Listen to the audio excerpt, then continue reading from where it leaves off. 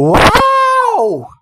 അങ്ങനെ നമ്മുടെ വിസ കിട്ടി ഗൈസ്. നമ്മൾ അടുത്ത യാത്ര ആരംഭിക്കുകയാണ്.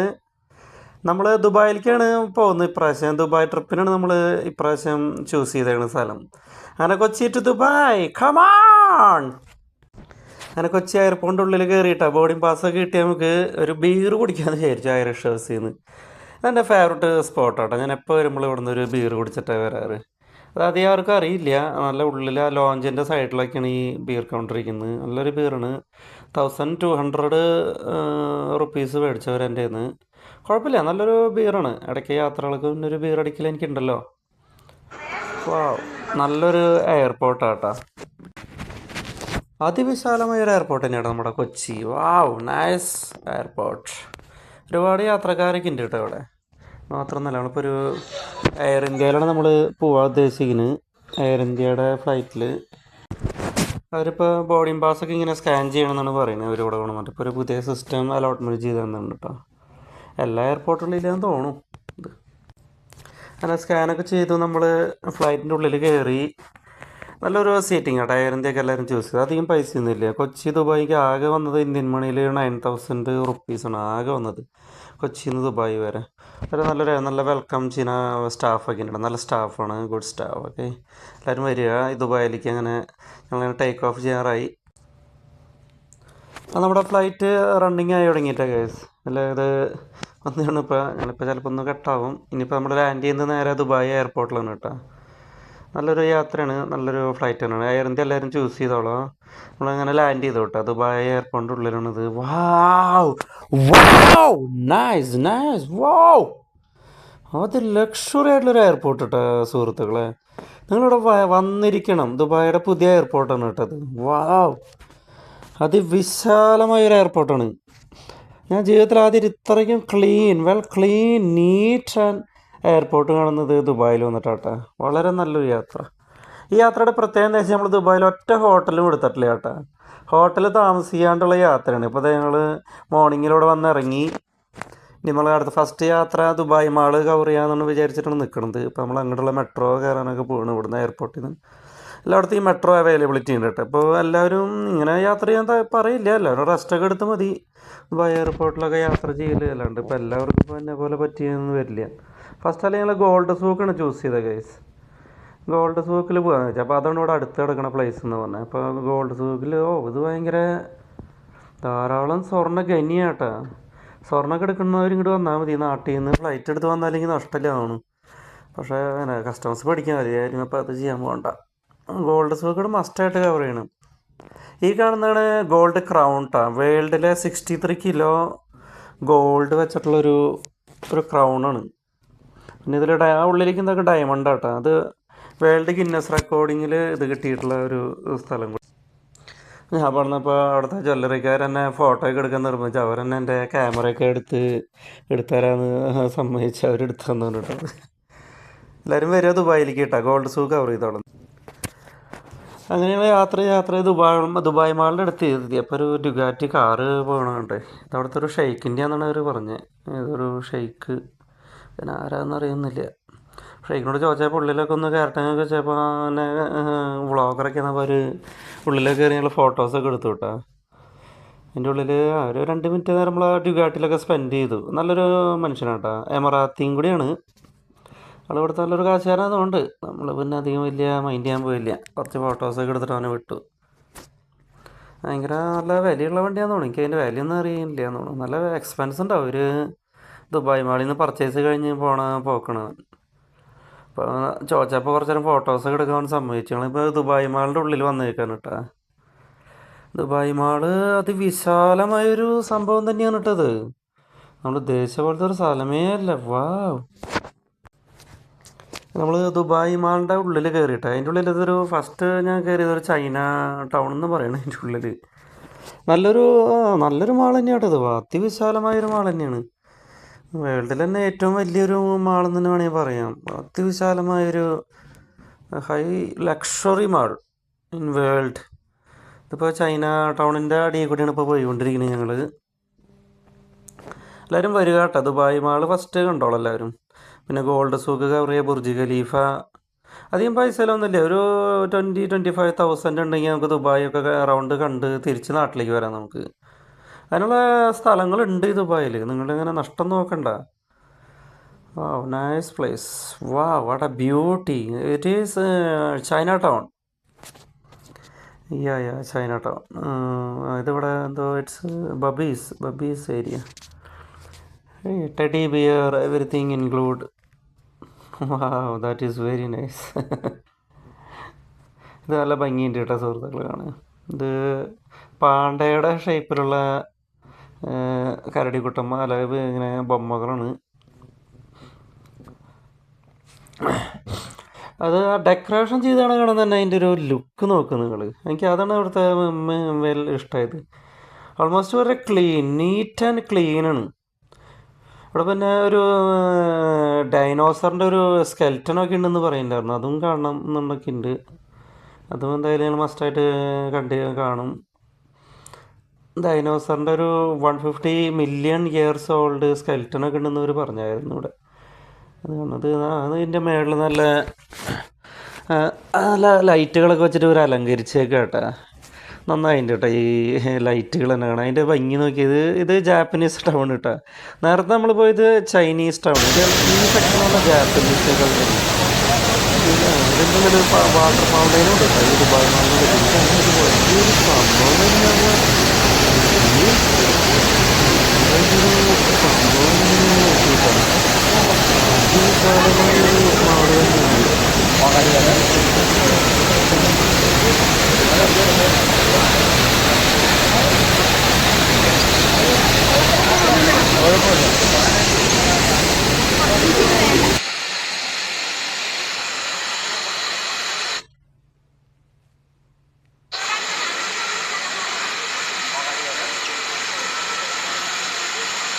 എല്ലാവരും ഫോട്ടോസൊക്കെ എടുക്കാൻ കേട്ടോ. സൗണ്ടൊന്നും കേൾക്കാനില്ല. ഭയങ്കര ഇതൊരു ഫൗണ്ടൈൻ തന്നെയാണ് കേട്ടോ.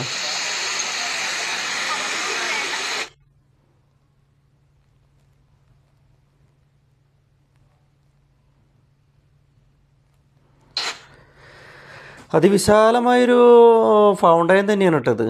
എൻ്റെ അമ്മേ, ഇത് കാണേണ്ട ഒരു സ്ഥലം തന്നെയാണല്ലോ ഈശ്വര. എല്ലാവരും ഫോട്ടോസൊക്കെ എടുക്കട്ടെ. ഹണിമൂൺ കപ്പിൾസിന് സ്പെൻഡ് ചെയ്യാൻ പറ്റിയൊരു സ്ഥലമാണ് കേട്ടോ ഈ ദുബായ് മാള്, ബുർജ് ഖലീഫ. അങ്ങോട്ട് മാത്രം വന്നോളൂ നിങ്ങളെല്ലാവരും. പിന്നെ മറ്റേ ഇവിടെ ഗോൾഡ് സൂക്ക്, പിന്നെ ഗ്രീക്ക്, ഇതൊക്കെ നല്ലതാണ്.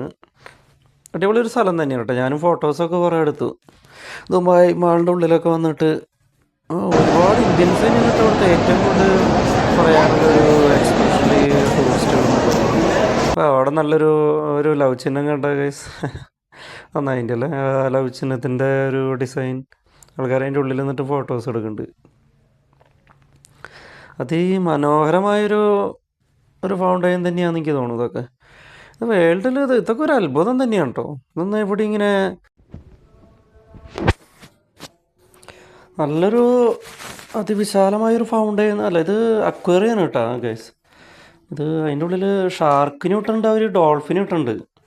ഇതിലൊരാൾക്ക് കയറണമെങ്കിൽ 250 ദിർഹംസാണ് കേട്ടോ. നമുക്ക് അപ്പോൾ കയറി ഒരാൾ നിൽക്കുന്നുണ്ട്. അതേപോലെ നമുക്ക് നിന്ന് ആ മീനുകളുടെ അടുത്ത് പോയി നിന്ന് ഫോട്ടോസ് എടുക്കാം. ഉള്ളിലിട്ടാൽ അക്വേറിയത്തിൽ ഇറങ്ങാം നമുക്ക്. അപ്പോൾ അവർ ഓക്സിജൻ സിലിണ്ടറും മാസ്കും ജാക്കറ്റൊക്കെ തരും. തുള്ളി വെള്ളം പോലെ നമ്മുടെ മേത്താവില്ല. മൊബൈലും കൊണ്ടുപോകും. അതിനുള്ള സെറ്റിങ്സ് അവർ ചെയ്ത് തരുന്നുണ്ട്. ഫോട്ടോസ് അവർ തന്നെ തരും. അതൊന്നും നഷ്ടമില്ല. എല്ലാവരും ഇപ്പോൾ കാശുള്ളവരാണെന്ന് അതൊന്നും ട്രൈ ചെയ്തോളാം. കാരണം ഇത്രയും വലിയൊരു അക്വേറിയം അത് ആ മാളിൻ്റെ ഉള്ളിലാണ് കേട്ടോ. ദുബായ് മാളിൻ്റെ ഉള്ളിലാണ് ഇത് സ്ഥിതി ചെയ്യുന്നതെന്ന് കൂടി ആലോചിച്ചോളട്ടെ നിങ്ങൾ. അക്വേറിയം അതാണ് അതിൻ്റെ ഹൈലൈറ്റ്. എനിക്ക് ഇഷ്ടമായത്. നിങ്ങളൊരു വാച്ച് കടയിൽ പോകാൻ നിൽക്കുന്നുണ്ട്. ഇത് വേൾഡ് അതായത് നമ്പർ 1 മോസ്റ്റ് എക്സ്പെൻസീവ്. അതായത് ലാസ്റ്റ് കടയിൽ നിന്ന് പർച്ചേസ് ചെയ്ത് നമ്മുടെ അനിൽ അംബാനിയൊക്കെ വന്നിട്ടാണ് അന്ന് പർച്ചേസ് ചെയ്തത് ഒരു വാച്ച്. 80 crores എന്നിട്ട് ഒരു വാച്ചിനൊക്കെ വില. 90 crores, 80 crores, 40 crores. അതായത് പതിപ്പിച്ചതൊക്കെ ഡയമണ്ടാണ് കേട്ടോ. ആ തിളങ്ങടുന്ന് മുഴുവൻ 988 ക്യാരറ്റ് ഡയമണ്ടാണ്. ഹുബ്ലോട്ട് കമ്പനിയുടെ മോസ്റ്റ് എക്സ്പെൻസാണ്.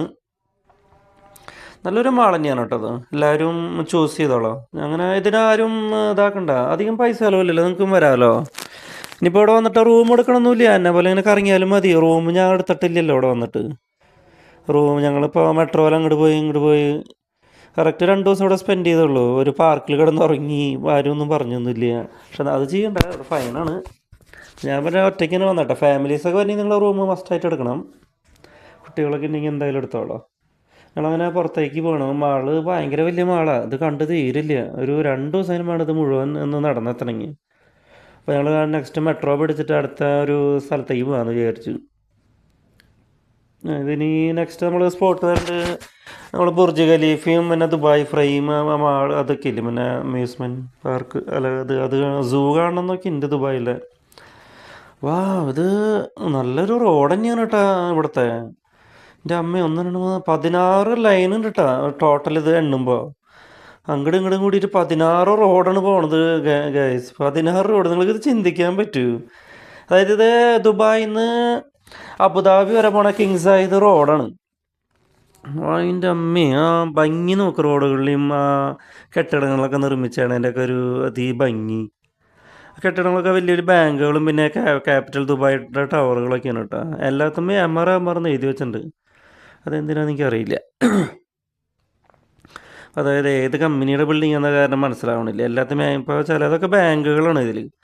ബാങ്ക് ഉണ്ട്, പിന്നെ സോഫ്റ്റ്വെയർ ഉണ്ട്, മൈക്രോസോഫ്റ്റ്, ഗൂഗിളിൻ്റെ ഓഫീസ് വരെ ഉണ്ട് ഇതിൽ. അങ്ങനെ ഒരുപാട് വലിയ വലിയ കമ്പനികൾ ഇപ്പോൾ ദുബായിലേക്കാണ് ചേക്കേറിക്കൊണ്ടിരിക്കുന്നത്. നല്ലൊരു സ്ഥലമാണ് കേട്ടോ. എല്ലാവരും ചാവണതിന് മുന്നേ ഒരു ഹോട്ടലും വന്ന് ദുബായ് കണ്ട് പൊക്കോളാം. അധികം ചിലവൊന്നുമില്ലല്ലോ. ഒരാൾക്ക് ഒരു ഫാമിലിക്ക് വരണമെങ്കിൽ ആകെ ഒരു 40,000 രൂപ മതി. നിങ്ങൾ ആ ബിൽഡിങ്ങുകളോ റോഡുകളൊക്കെ ആണ് ഇങ്ങനെയാണ് ഒരു നഗരം നിർമ്മിക്കേണ്ടതെന്ന് ദുബായിനെ വേണം കണ്ടു പഠിക്കാൻ. നമ്മൾ അവിടുത്തെ ഭരണാധികാരികളൊക്കെ സ്തുതിക്കണം നമ്മൾ പറഞ്ഞു.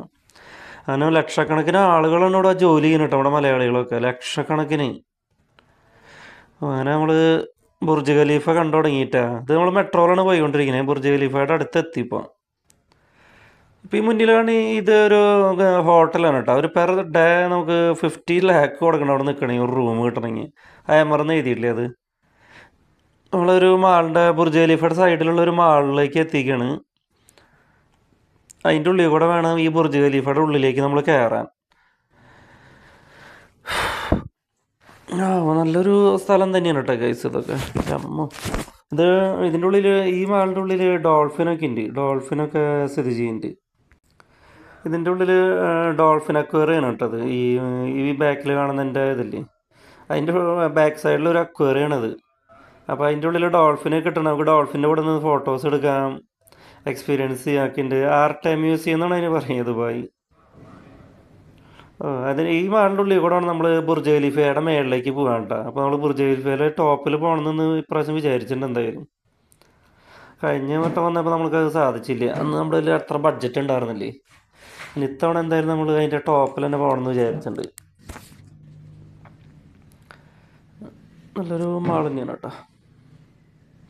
ഇതിൻ്റെ ഒരുപാട് ആളുകളുണ്ട് കേട്ടോ. ഇതിൻ്റെ ഉള്ളിൽ അറൗണ്ട് ഒരു 2-3 lakhs ആളുകൾ ഇപ്പോൾ തന്നെ ഉണ്ടെന്ന് എനിക്ക് തോന്നുന്നു. കാരണം അത്ര വലിയൊരു മാളാണിത്. നമ്മളങ്ങനെ അവിടെ ഐറിഷുകാരനൊരു കൂട്ടുകാരന് കിട്ടിയിട്ട് മുൻപിൽ നടക്കുന്നത് ഒരു ഐറിഷുകാരൻ ചേട്ടനാണ് കേട്ടോ. ആൾ നമുക്ക് ഫുൾ സപ്പോർട്ട് ചെയ്ത് തന്നു, ക്യാമറയ്ക്ക് എടുക്കാനൊക്കെ സഹായിച്ചു കേട്ടോ. അപ്പോൾ ആളുണ്ട് നമ്മുടെ കൂടെ ഇപ്പോൾ മറ്റേ ബുർജ് ഖലീഫയിലേക്ക് കയറാൻ വേണ്ടിയിട്ട് വരാൻ. ഇത് ഒരു പേഴ്സണ് വരുന്നത് 250 ദിർഹംസ് ആണ് കേട്ടോ. ഇപ്പം എൻ്റെ കയ്യിലിരിക്കുന്ന ടിക്കറ്റ്സ് കണ്ടോ നിങ്ങൾ, അതാണ് അതിൻ്റെ മേളിൽ കയറാനുള്ള ടിക്കറ്റ്സ്. നമ്മൾ കുറച്ച് നടക്കാനൊക്കെ ഉണ്ട്, അങ്ങനെ അത്ര എളുപ്പമൊന്നുമല്ല അങ്ങനെ വന്ന് കണ്ടി പോലെ.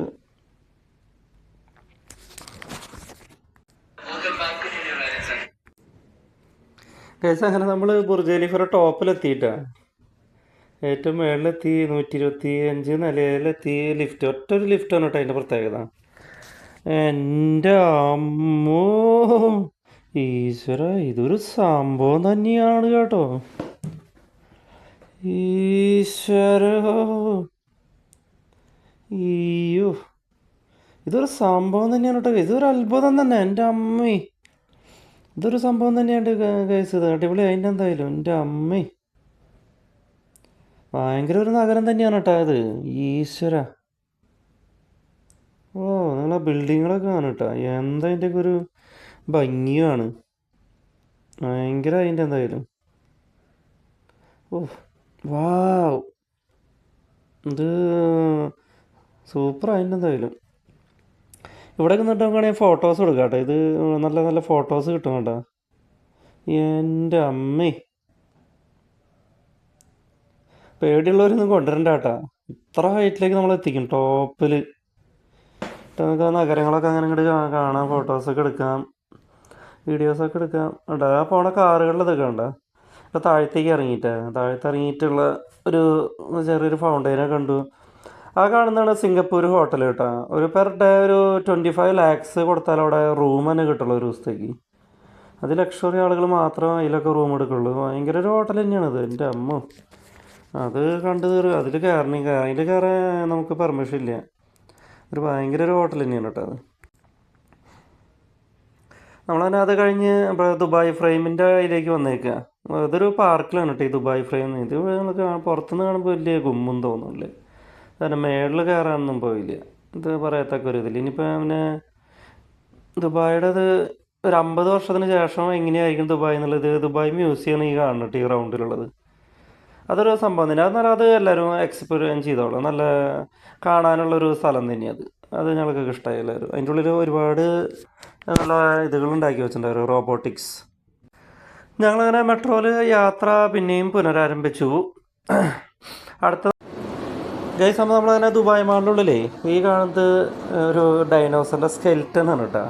അത് 150 മില്യൺ ഇയേഴ്സ്, 150 മില്യൺ ഇയേഴ്സ്, അതായത് അത്രയ്ക്കും പഴക്കമുള്ളൊരു സ്കെൽറ്റനാണ് ഇത്. അത് ആ മാളിൻ്റെ ഉള്ളിലാണ് അവരത് വെച്ചേക്കണേ എന്നുള്ളതാണ് അതിൻ്റെ ഒരു ബ്യൂട്ടി. അത്രയ്ക്കും ക്ലീൻ ചെയ്ത് നല്ല അതിൻ്റെ പ്രോസസ്സിങ് ഒക്കെ ചെയ്തിട്ട് കേട്ടോ. നല്ല ഭംഗി അതിൻ്റെ അത് നല്ല 150 മില്യൺ ഇയേഴ്സ് കേട്ടോ. അതൊക്കെ നമ്മുടെ കുട്ടികളൊക്കെ ഒന്ന് കാണിക്കുക തന്നെ വേണം. അത്രയ്ക്കും പഴയൊരു സ്കെൽറ്റൻ ഇപ്പോൾ നമ്മളിത് സൂക്ഷിച്ച് വെക്കണമെന്നൊക്കെ പറയുന്നത് അതൊരു സംഭവം തന്നെയാണ്. അതൊക്കെ ഒന്ന് കണ്ടു പോകണം തന്നെയാണ്. കണ്ടില്ലേ, നിങ്ങൾ എഴുതിയ കണ്ടില്ലേ, 155 ഇയേഴ്സ് ആയിരുന്നത്. അതിൻ്റെ അത്രയ്ക്കും പഴയ ഒരു സ്കെൽറ്റനാണത് ആയിരിക്കണത്. ഒന്ന് കണ്ടു ആസ്വദിച്ച് പൊക്കോളൂ എല്ലാവരും. നമ്മളങ്ങനെ പിന്നെയും മെട്രോയിൽ യാത്ര ആരംഭിക്കുകയാണ്. ഇനിയും ഇങ്ങനെ പോയിക്കൊണ്ടിരിക്കുകയാണ് മെട്രോയിൽ കൂടെ അങ്ങോട്ട്. ഇനി നമ്മൾ നെക്സ്റ്റ് അതായത് ഇബ്നു ബത്തൂത്ത ബസ് സ്റ്റോപ്പിൽ നിന്ന് നമ്മളിനി നേരെ മെട്രോയിൽ കയറി ഇനി അബുദാബി എയർപോർട്ടിലേക്ക് പോകണം. അല്ല, ബസ് പിടിച്ചിട്ട് കേട്ടോ.